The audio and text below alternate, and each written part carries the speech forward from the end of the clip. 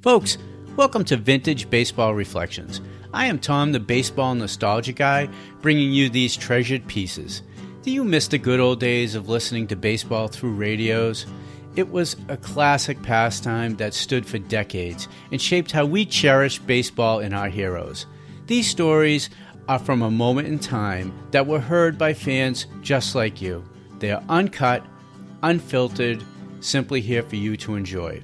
So I just want you to enjoy this reflection on baseball history.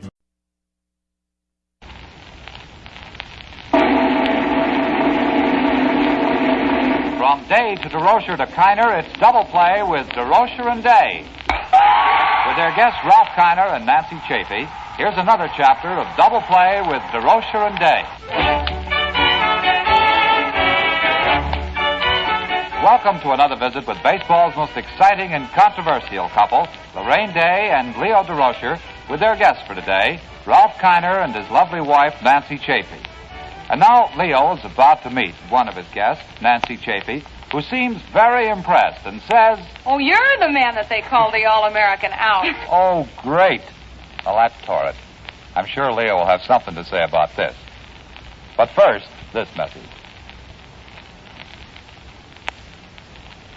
And now back to Double Play with Leo Durocher and Laraine Day and their guests, Ralph Kiner and Nancy Chafee.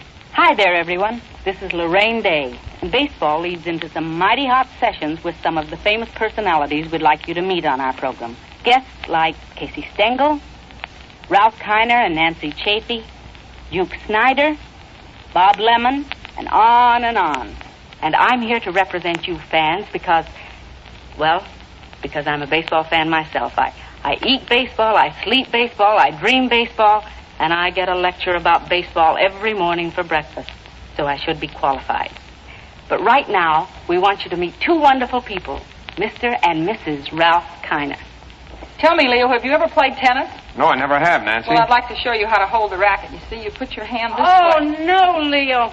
Isn't it tough enough being a baseball wife in the summer and a golf widow in the winter without my having to worry about tennis? I only wish I had this thing when I was playing baseball. Maybe I'd have hit more than 220. Look, Ralph, I've never seen a ball player hold the bat the way you do. And there's two grips I think you use. I'd like to see one of them. I have a golf club here, Ralph. Could I see the way you hold a golf club? What stance you want, my good stance or my 11 handicap? Well, I'll take the good one, Ralph. Well, this is about the way I do it. Now, look, girls, look where he has the finger on that golf club. That is what is known as a golf grip. Now, let me see that bat here. I want to show you something. The world's champion. Now, show me something. Now, show me the way you hold a bat, Ralph. Well, I changed it a little bit, Leo, because I don't overlap, of course. But I hold my hands about the same position. Well, why? Now, what I want to know is this. Why do you have your finger so high up on the bat? Well, it's comfortable in one respect to me. I like it that way. My hands feel right on the bat. And the other reason is I get more bat coverage with my hands. In other words, Ty Cobb used to split his hands like this to get more bat control. Well, I get the same amount of bat control by turning my hands this way. And it feels better. I wish some of my hitters had learned to use a bat like that. Well, come on, let me see your 220 grip. I want to ask you something. Was that 220? Does that mean your batting average, or is that your weight? You and your Leo wasn't such a tennis bad wife. hitter. Why, he hit 400 one year. Yeah, 200 left-handed and 200 right-handed. Hey, I didn't know you were a switch hitter. Come One on, of the let's best get out in of the business, here. Ralph. I mean, Who got you hitting that? I don't think that Ralph has told you that it's no bed of roses to be the wife of a baseball player. I don't know anything about it because this is my first season. Oh, I feel so sorry for you. You just wait till Ralph gets into a hitting slump or until he strikes out with men on base. I've seen him strike out before. In fact, one game in Pittsburgh, I don't remember who the Pirates were playing, but he struck out 3 times. And then the 4th time he came up, I looked at this friend of mine and I said, "Gee, if you'd only hit a pop fly." Now, that shows how much I know. I know nothing about baseball. You thought it would make him feel better. Well, anything but to swing and miss all the time. That's terrible. Of course, he hits a lot of home runs, too. Oh, sure, that makes up for it. I know I get a little nervous every time Ralph comes to the plate at the polo So do ground. I, but differently, I think. You're protecting your husband's team. Yes, and you're rooting for yours. Yes, that's so right. Well, you know, we had a slump of losing 11 games straight in a row. Well, I want to tell you that during that slump, I became acquainted with more wrestling holes because Leo would never go out. Never goes out when we lose. So we have to sit, and the only thing he'll watch on television is wrestling. I don't know why, all of a sudden, but, I can do all these things. Really? Oh, yes. Imagine the nights that I'd sit home if we never went out when the Pirates lost. Well, that's wonderful. You don't have to worry about the whole team. It's different being a player's wife because you're only concerned with that particular player. But being a manager's wife, you've got every player on your mind and everything every player does. So we stay home and watch television. Were you interested in baseball before you married Leo? Oh, no, and it was so pleasant. It was just wonderful. I went along smiling all the time. I could read the newspapers without... Come on, turning to Ralph, that let's sports get in here and section. break this up. You know how it is when baseball wives get together. What Just happened? knew her. She started like that. What happens when baseball wives get together? Well, I'll tell That'd you. be good. Nancy, you know, a few years ago, the Chicago White Sox had a rule. The players could not bring their wives, even their automobiles. What do you Out mean, here in even their California. automobile? Well, you... I'd rather have my automobile, wouldn't you? Oh, Ralph! Well, You're it's- horrible. Well, now, why, Leo? Well, they just Why? wouldn't let them do that because they didn't think that they paid enough attention to baseball. And I know I've read it in the paper that the Philadelphia Phillies are not going to allow their players to have their wives in spring training camp. Well, I asked Richie Ashburn about that, and I said, why? And he said, well, the year that they won the pennant, wives weren't allowed in spring training, and so they're just sort of superstitious. They think they'll win it this year, but... That superstition doesn't go too well, you know. Sometimes I used to wear the same suit all the time in the ballpark if I got a hit that day, but I found out that you have to swing the bat, too, you know. It the makes a suit difference. doesn't win it for you? Not a bit. You got to swing the bat. Well, you know, Ralph, we were in Santo Domingo, and this was in 1947 when Leo was managing the Dodgers. That's right. And, will you tell him? Well, in 1947, we had a rule also. We were over there at Ciudad Trujillo, and Mr. Rickey, your present boss, Ralph, had made a rule that Bow you... to the south now? Oh, you bow, really bow. And he made a rule that we couldn't have any of our wives over there in spring training camp. And Pete Reeser, formerly of your ball club, had his wife come over there. Naturally, he paid all her expenses, and she lived at another hotel. But still, it caused a big, what we call in baseball, a rhubarb. And there was a lot of dissension, and finally Mr. Rickey sent Pete Reeser and his wife back to Vero Beach. Ralph, it wasn't that they didn't like baseball wives. It was because there were only so many rooms allotted to the Brooklyn Dodgers for spring training. They still had to take care of their tourists, and they just didn't have room. Well, I think that the wives are good for a ball player in spring training camp. They're settled down. They have someone to be with in the evening. They have dinner with them. They go to the picture shows. And I think they're more settled, and they just don't have to worry about riding home every night. They have their wife with them, and I think they're much more contented, and they're happier. Well, what I hear about most of the trouble caused by baseball wives is in the stands. Now, I don't know about it because I don't happen to sit with baseball wives. This is for you, dear. First lesson. Well, for instance... yes. Well, for instance, any pitcher's wife is sitting next to any infielder's wife, and maybe the infielder makes an error, and it costs the pitcher the game. Well, I understand that in the heat of the moment that possibly the pitcher's wife would turn to the infielder's wife and say, well, if only your husband could learn to pick up the ball, my husband wouldn't lose this game, and there you're in trouble. Is that right? What do you think will happen Now, to what you, happens Nancy? to the ball players? I don't know. I think I'm going to sit home and listen to it on the radio. See, now, there we go. That's how wives get into trouble. I won't say a word. I never get nervous when he What do you goes mean you to won't hit. say a word?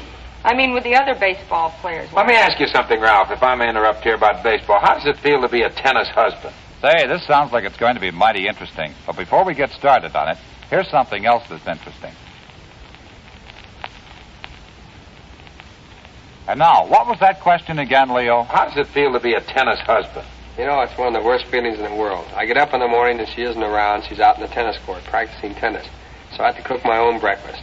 Oh, you poor Then by the time I want to get my golf clubs out and go out and play golf, I haven't got a car, and the golf clubs are in back of the car. So this goes on all day, and I have a tough time. Well, what is this I hear, Ralph, that you may be going on a few tours with your wife, Nancy, on some tournament tennis. Is that so? Well, I don't know, Leo. That's kind of a... Well, I should do it, actually. I beat her, you know. I can beat her all the time. Oh, this just Did you irritates beat me. me? Here you go. This is what happened. He said, I'll play How'd you make out, though? That's Be all I want. quiet. How'd you make out? It's only the final score that counts. I know, but this is different. We played, and he said, I'm going to serve every game. So he served every game and beat me 6-3. So that's the same thing as if you had played a baseball game and the same team hit every half inning or whatever you call it. I never served the ball. Do you think that you would have beaten Ralph if you had a chance to serve? He has no chance. How can you say that, honey? Do you feel that tennis interferes at all in any way with baseball? Because I've heard this argument about golf and baseball. Well, they give you these arguments. Joe Cronin, who was probably one of the greatest shortstops that ever played baseball, took up tennis to learn how to hit. And he said that the movement from hitting a tennis ball was very similar to getting your hips and everything out of the way to hit a baseball. And he says that it actually helped his hitting. So I think that any sport that you do play, it has to help you in other sports. It teaches you coordination, gives you timing, and you use it later on in anything else you do. Yes, well, what about golf? Now, I've heard you in these little off-the-record chats saying that you don't believe that ball players should play golf during the season. No, I say that ball players shouldn't play golf, dear, on the day that they're playing baseball. I say that if you have an off day and a fellow wants to go out and play golf, I think it's an altogether different game. The ball is standing still, and you have to hit it with the club. In baseball, the ball is moving, and it's an altogether different thing. But I think that the rhythm and the timing in golf and in baseball are practically the same. And I don't see where it hurts a ball player that goes out and plays a game of golf on an off day. The only thing that I don't want my players to do is to play golf like on a day when you're playing a night game. That, I think, tires them out, and I don't think it's good for them. But I do think that golf is all right, and I certainly haven't seen any ill effects as far as my club is concerned. I think that you're right when the fact that if you do play, it does wear you out before a ball game. I don't play, well, last season I hadn't played a game from March till the season's over. I just completely quit during the season, and after the season's over, I take it up and play it all winter, and it keeps your coordination.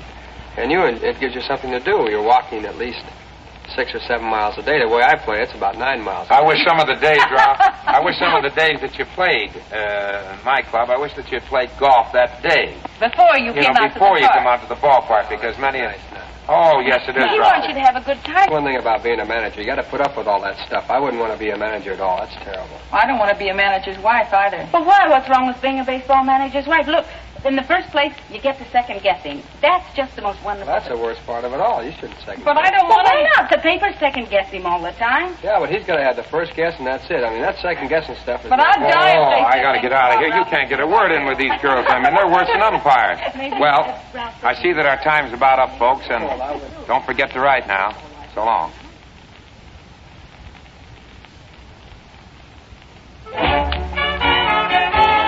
You've been listening to another chapter of Double Play with baseball's most exciting couple, Laraine Day and Leo Durocher. Today, Laraine and Leo had as their guests Ralph Kiner and Nancy Chafee. Join us when again it's time for Double Play with Leo Durocher and Laraine Day, plus another big-time guest star. Double Play is produced by Marty Martin, directed by Ted Nealon, and is a Mar-Ted production.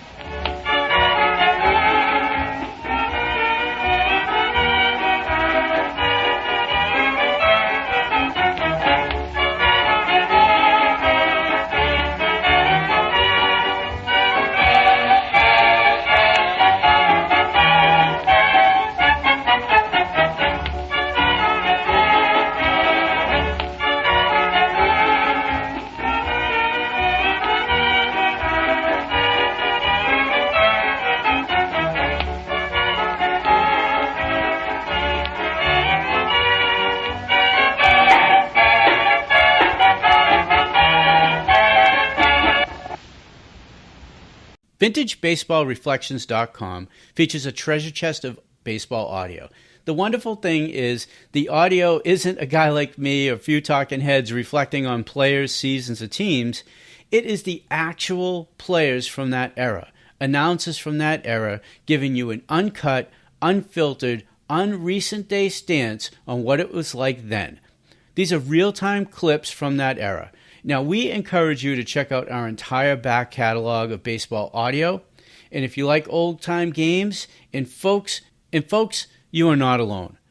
Join the membership section to enjoy interacting with fans, scoring games with folks just like you, and listening to hundreds of radio broadcasts that were baseball classics. As a special offer to you, type in This Day in Baseball for a discount just for you. And if you enjoyed the show, hit the plus sign to subscribe, follow us on the socials, and above all, share us with your friends who love baseball history just like